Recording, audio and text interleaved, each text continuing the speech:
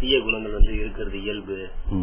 அதை அன்புன்ற ஜீவகாரண்யன்ற சாவி மூலியமா கடந்தா இறைவனை உணர முடியும் அப்படின்னு சொல்லி சொல்றாங்க. அதுதான் சாகா கல்யாண கற்றுத்தர எல்லாரும் வாங்க அப்படின்னு சொல்லி அழைப்பு விட்டதா சொல்றாங்க. கரை வைத்தியம் கொள்வார்கள் அப்படின்னு சொல்லிட்டு அது யாரும் விரும்பல அப்படின்னு சொல்லிட்டு அவர் போயிட்டாரா சொல்றாங்க. அதை பத்தி சொல்லுங்க.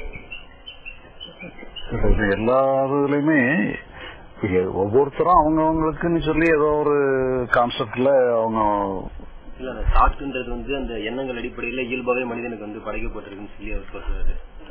அதாவது எப்படின்னா ஒவ்வொருத்தரும் அவங்க ஒரு ஃப்ரேம்ல ஒரு ஏதாவது ஒரு ஃப்ரேஷ் ஒரு ஸ்டாண்ட் ஆஃப் வார்த்தைகள் இதெல்லாம் வச்சுக்கிடுறாங்க. அவருடைய அணுகுமுறையில அப்படி நிறைய கான்செப்டுகள் நிறைய பிலாசபி எல்லாம் கொடுத்திருக்கிறாரு. அது அவர் விளக்கம் சொல்றதுக்கான ஒரு அணுகுமுறை. அது எல்லாரும் அதே அணுகுமுறையில நம்ம பேசணும்னு சொன்னா சரியா வராது. அதனால அவரு உள்ளது அவருக்கு நீட்டே வச்சுக்க வேண்டியதுதான். அதுல நம்ம யார் யாருக்கு அதுல நமக்கு சரியா வருதோ அதை பயன்படுத்தி இது பண்ணிக்க வேண்டியதுதான். அதனால ஏன்னா சிலதுகள்லாம் நம்ம புரியலேன்னு சொல்லி கஷ்டப்பட்டுட்டு இருந்தான்னு சொன்னா நமக்கு அதுக்கு ஒருத்தர நிச்சயம் எடுத்துக்கிடணும். இப்ப நமக்கு அது புரிஞ்சுதுன்னா அதுல ஃபாலோ பண்ணிக்கலாம். புரியாததையும் புரியறதுக்காக முயற்சி பண்ணி புரியலன்னா நம்ம ரொம்ப போட்டு சிரமப்பட வேண்டாம்.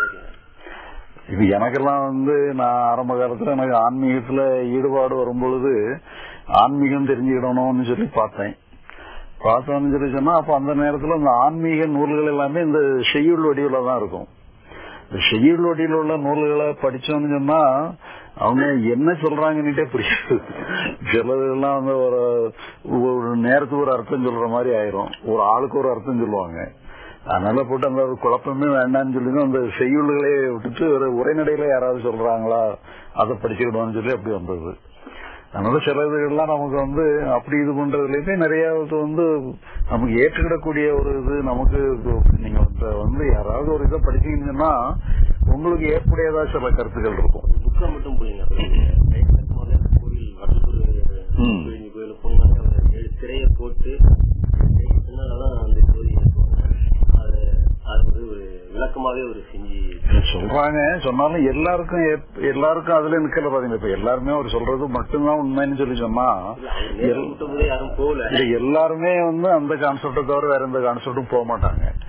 போறாங்கன்னு சொன்னாலே அது சிலவங்களுக்கு ஒவ்வொருத்தருக்கும் அவங்களுடைய மன இயல்புக்கு தகுந்த மாதிரி மன ஓட்டம் சிந்தனை அமைப்புகளுக்கு தகுந்த மாதிரி சில இதுகள் பிடிக்கும். அதனால யார் யாருக்கு எது பிடிக்குதோ அதுல போயிட வேண்டியதுதான். என்னன்னு சொன்னா நீங்க ஓபன் மைண்டடா இருக்கணும். உண்மையை தெரிஞ்சிடணுங்கிற ஒரு நாட்டம் இருக்கணும். இதுல உங்களுக்கு நீட்டு சொல்லி சில இதுகள் இருக்கும். அந்த இதுகள்ல இப்ப எத்தனையோ ஞானிகள் இருக்கிறாங்க. எல்லா ஞானிகளையுமே நம்ம இப்ப நானே கூட ஈடுபாடு பண்ணி முயற்சி பண்ணி இது பண்ணும்போது கூட எல்லா ஞானிகளுடைய கருத்துக்களும் எனக்கு அவ்வளவு ஒரு ஈர்ப்பா இல்ல. சிலவங்களுடைய தான் கொஞ்சம் ஈர்ப்பா இருந்தது. அப்ப நம்முடைய இயல்புக்கு தகுந்த மாதிரி நம்முடைய அணுகுமுறைக்கு தகுந்த மாதிரி எது கொஞ்சம் ஈர்ப்பா இருக்கோ அதுலதான் போனாதான் நமக்கு நம்முடைய கருத்தையும் அதுல இணைச்சிக்கலாம், அவருடைய கருத்தையும் நம்ம தெரிஞ்சுக்கலாம். மொத்தத்துல நமக்கு ஓபன் மைண்டடா இருக்கணும். நம்முடைய இயல்புக்கு தகுந்த கருத்துக்களை எடுத்துக்கிற மாதிரி இருக்கணும். அப்படி இருந்தா நல்லா இருக்கும். இதுல நான்கிறத விட தேவையில்ல. அதுல உள்ள முக்கியத்துவத்தை விட்டுட்டானா போதும். எப்படியும் அது ஒரு முக்கியமான பகுதி தான். நாளைக்கு காலையில அந்த டாபிக் தான் எடுக்க போறோம். நான்கிறது முக்கியத்துவம் இழக்கணும். மறுபடியும் நான்கிறது நீங்க விடணும்னு நினைச்சாலும் கூட விட முடியாது. நான்கிறது சும்மா சொல்லுவாங்க, நான்கிறது போயிடணும்னு சொல்லி. அப்புறம் நான்கிறது போன பிறகு என்ன இருக்கும்? நான்கிறது இல்லாதபடி ஒரு நிலையே கிடையாது. அது நான்கிறது இருந்துட்டு தான் இருக்கும். ஏன்னா தாட்டு இருக்கும் போதெல்லாமே நான் வந்துடும். அது நான் இல்லாதபடி எந்த தாட்டுமே கிடையாது. தாட்டு இல்லாம நம்மளால வாழவே முடியாது. அதனால அப்படி இருக்கும்போது நான்கிறது உணர்வு இல்லாதபடி நம்ம வாழ்க்கைங்கிறது சாத்தியமே கிடையாது. அது ஒரு டிஃபால்ட்டாவே நான்கிறது இருந்துட்டு தான் இருக்கும். ஆனா அதுக்கு முக்கியத்துவம் பெறுறதுங்கிறது அது முக்கியத்துவத்தை கொஞ்சம் குறைவா இருந்தா நல்லது. நம்ம நாளைக்கு ஒரு ஃபுல் டைம் டாபிக்காவே அதை எடுக்க போறோம்.